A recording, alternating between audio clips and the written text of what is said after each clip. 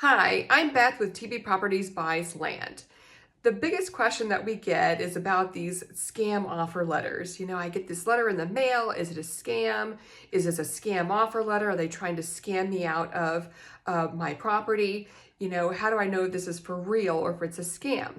So, to get started, whenever you have to engage in a transaction, you start with a purchase and sale agreement. So I thought I'd ask the question to you.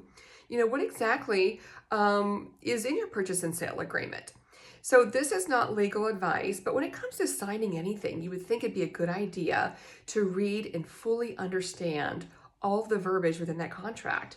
And if not, either get that nailed down or changed, or to solicit the advice of, a lawyer or a real estate attorney. Okay. So when it comes to a purchase and sale agreement, what's going on there? Are you giving them permission to market your property and try to sell it before they even buy it? And maybe that's okay. Within that purchase and sale agreement, is it okay that they string you along? Is there a real set closing date on there?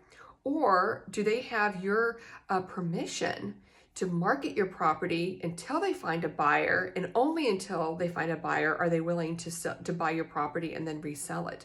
These are questions that you have to be able to have an answer to by looking at that purchase and sale agreement. It should be laid out there.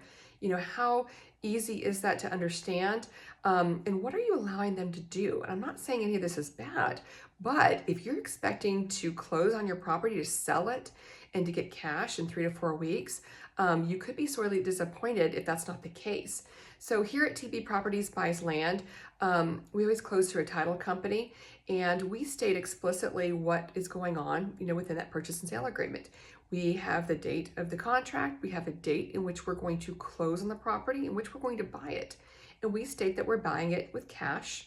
That means that we don't need to go and ask for a loan. So you're not waiting on us to go and get approved for a loan, and an appraiser goes out there from the bank, and that's taking time. We're going to pay in cash, so that allows us to close faster.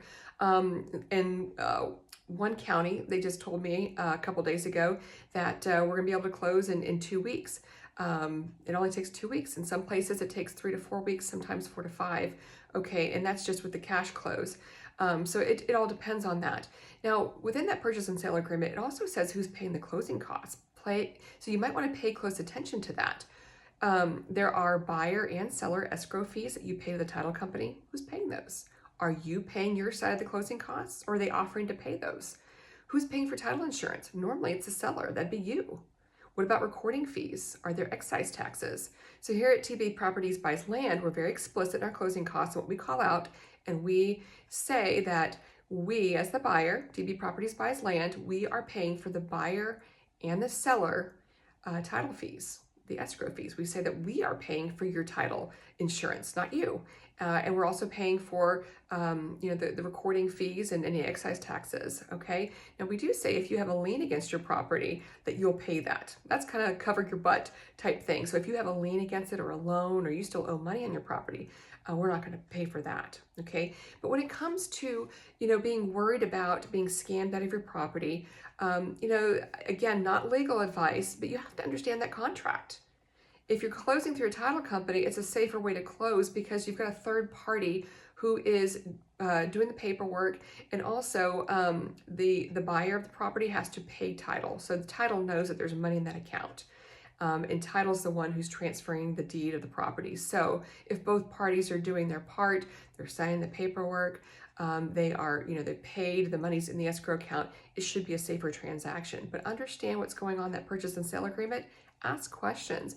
You, as the seller of your property, you have the leverage, so make sure that you feel clear and comfortable with what's going on. I hope I answered your question about scam offer letters. If you if you have property 10 plus acres anywhere in the country, please reach out to us. We're buying land all over the United States, 10 plus acres. Shoot us an email, fill out the form online, or give us a call. We're happy to help you. Look forward to working with you. Thanks again.